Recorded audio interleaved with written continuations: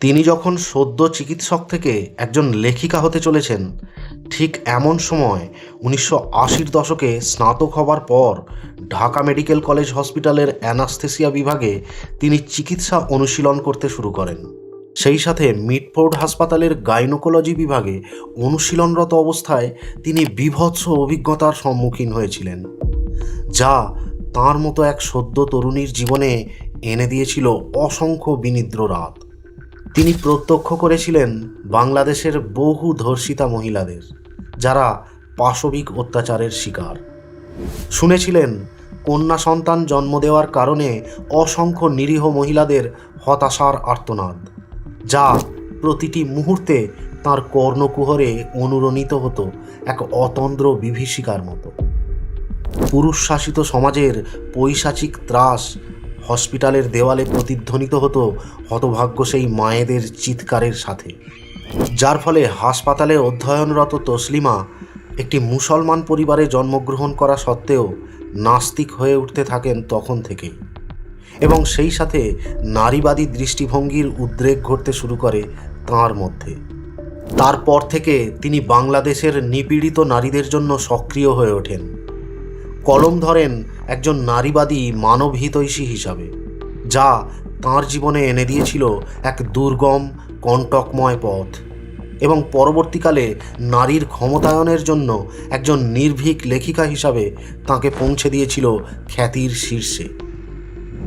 পরাধীন বাংলাদেশের এক অশান্ত সময়ে ধর্মীয় কুসংস্কারে নিমজ্জিত এবং পুরুষতান্ত্রিক অত্যাচারের ভারে অবরুদ্ধ একটি সমাজে উত্থিত ফিনিক্সের মতো জন্মানো তসলিমা নাসরিন হলেন বিংশ শতাব্দীর একজন প্রখ্যাত লেখিকা, একজন আদ্যপান্ত ফেমিনিস্ট, সোশ্যাল অ্যাক্টিভিস্ট এবং অদম্য এক বিদ্রোহী। 1962 সালের 25শে অগস্ট তৎকালীন পূর্ব পাকিস্তানের ময়মনসিং জেলায় ডক্টর রজব আলী এবং এদুল আরা নামের এক বাঙালি মুসলিম দম্পতির পরিবারে জন্মগ্রহণ করেন তসলিমা নাসরিন। তার পিতা ডক্টর রজব আলী ছিলেন একজন চিকিৎসক এবং ময়মনসিং মেডিকেল কলেজের প্রফেসর। 1976 সালে উচ্চ মাধ্যমিক এবং 1978 সালে এইচএসসি পাস করার পর তসলিমা ঢাকা বিশ্ববিদ্যালয়ের অন্তর্ভুক্ত ময়মনসিং মেডিকেল কলেজে মেডিসিন অধ্যয়ন করেন এবং 1984 সালে এমবিবিএস ডিগ্রি নিয়ে স্নাতক হন।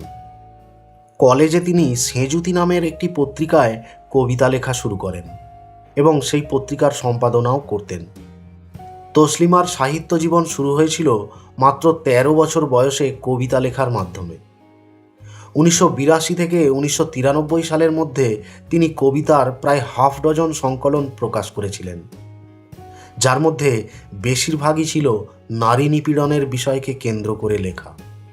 বয়ঃসন্ধিকালে যৌন নিপীড়নের ফলে তার নিজের তিক্ত অভিজ্ঞতা এবং একজন স্ত্রীরোগ বিশেষজ্ঞ হিসাবে কর্মরত অবস্থায় ইসলামে নারীদের প্রতি অশ্লীল আচরণ এবং লাঞ্ছনার উপলব্ধি তাঁকে ধর্মের বিরুদ্ধে লেখার ক্ষেত্রে ব্যাপকভাবে প্রভাবিত করেছিল, যা পরবর্তীকালে তাঁর একের পর এক লেখনীতে প্রতিফলিত হয়েছিল।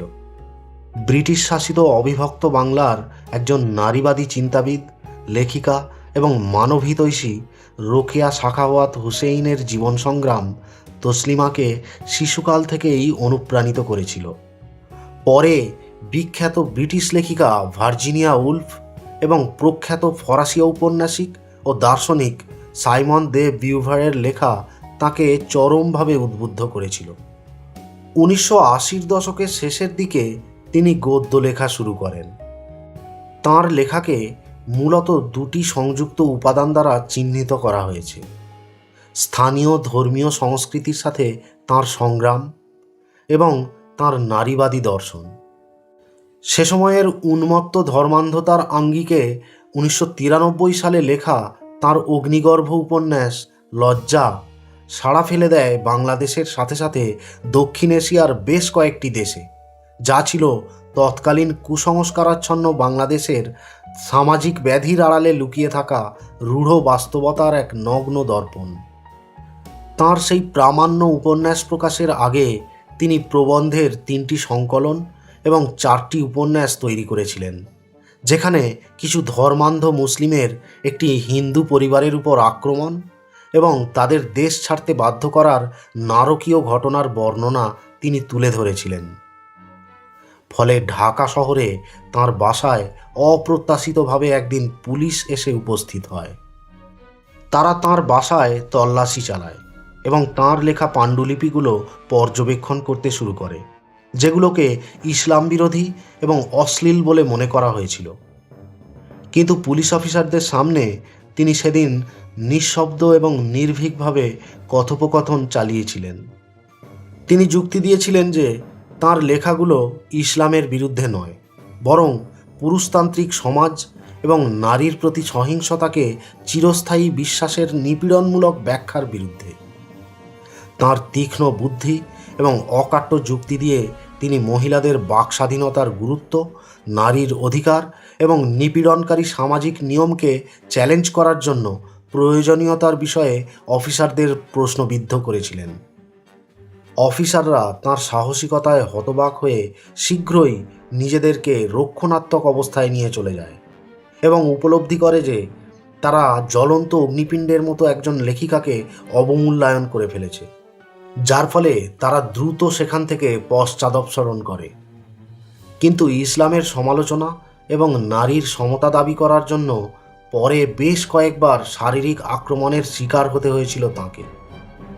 তার গ্রেপ্তারির দাবি নিয়ে সে সময় রাস্তায় নেমে আসে লক্ষ লক্ষ মানুষ। এমনকি একটি উগ্র মৌলবাদী সংগঠন তাঁর ফাঁসির জন্য আওয়াজ তোলে। এর কিছুদিন পর 1994 সালের মে মাসে দ্য স্টেটসম্যানের কলকাতা সংস্করণে তাঁর সাক্ষাৎকার নেওয়ার সময় তিনি ইসলাম ধর্মের শরিয়া আইন বিলুপ্ত করার জন্য আহ্বান জানান। সাথে সাথেই বিক্ষোভের আগুন ছড়িয়ে পড়ে গোটা বাংলাদেশ জুড়ে। কয়েক লক্ষ বিক্ষোভকারী তাঁকে ইসলামকে বদনাম করার জন্য সাম্রাজ্যবাদী শক্তি দ্বারা নিযুক্ত একজন ধর্মত্যাগী বলে অভিহিত করেছিল। তাঁকে মৃত্যুদণ্ড না দিলে রাজধানীতে হাজার হাজার বিষাক্ত সাপ ছেড়ে দেওয়ার হুমকি দিয়েছিল একটি ইসলামী মৌলবাদী গোষ্ঠীর সদস্য। এমতাবস্থায় 2 মাস আত্মগোপনে থাকার পর 1994 সালের শেষের দিকে প্রাণ হাতে নিয়ে তিনি সুইডেনে চলে যান, যার ফলস্বরূপ চিকিৎসা পেশাকে বিদায় জানিয়ে তিনি একজন পূর্ণ সময়ের লেখিকা এবং সমাজকর্মী হয়ে ওঠেন। 1994 সালেই তাঁর যুগান্তকারী উপন্যাস লজ্জা বাংলাদেশ সরকার কর্তৃক নিষিদ্ধ করে দেওয়া হয়, কিন্তু তা প্রকাশিত হওয়ার 6 মাসের মধ্যেই 50,000 কপি বই বাংলাদেশে বিক্রি হয়ে গিয়েছিল। এরপর 1999 সালে তাঁর স্মৃতিকথার প্রথম খণ্ড আমার মেয়েবেলা প্রকাশিত হলে ইসলাম এবং নবী মুহাম্মদের বিরুদ্ধে বেপরোয়া মন্তব্যের জন্য তা বাংলাদেশ সরকার কর্তৃক নিষিদ্ধ করা হয়। তাঁর স্মৃতিকথার দ্বিতীয় অংশ উতল হাওয়া বাংলাদেশ সরকার 2002 সালে নিষিদ্ধ করেছিল। তারপর তৃতীয় অংশ ক 2003 সালে বাংলাদেশি হাইকোর্ট দ্বারা নিষিদ্ধ করা হয়েছিল। অবশেষে তাঁর স্মৃতিকথার চতুর্থ অংশ সেই সব অন্ধকার বাংলাদেশ সরকার 2004 সালে নিষিদ্ধ করেছিল। এরপর আমি ভালো নেই, তুমি ভালো থেকো প্রিয় দেশ, নেই কিছু নেই এবং নির্বাচিত নামের আজ পর্যন্ত তাঁর আত্মজীবনীর মোট 7টি অংশ ভারতে দ্বিখণ্ডিত নামে প্রকাশিত হয়েছিল।